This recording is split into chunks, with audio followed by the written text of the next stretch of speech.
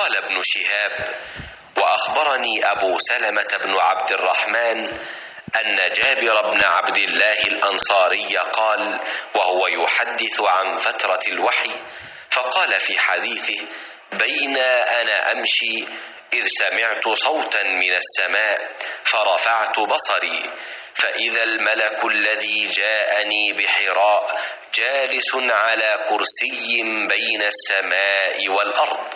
فرعبت منه فرجعت فقلت: زملوني، فأنزل الله تعالى: يا أيها المدثر قم فأنذر، إلى قوله: والرجز فاهجر، فحمي الوحي وتتابع। हुजूर अकरम सल्लल्लाहु अलैहि वआलिहि वसल्लम ने वही के रुक जाने के ज़माने के हालात बयान फरमाते हुए कहा कि एक रोज़ मैं चला जा रहा था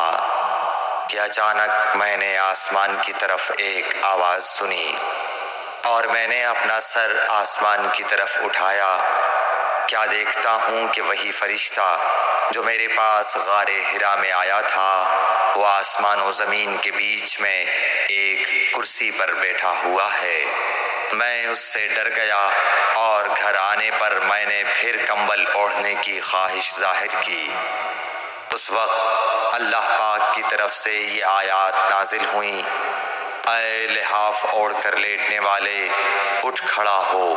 और लोगों को अज़ाब इलाही से डरा और अपने रब की बड़ाई बयान कर और अपने कपड़ों को पाक साफ रख और गंदगी से दूर रह। इसके बाद वही तेजी के साथ पै दर पै आने लगी।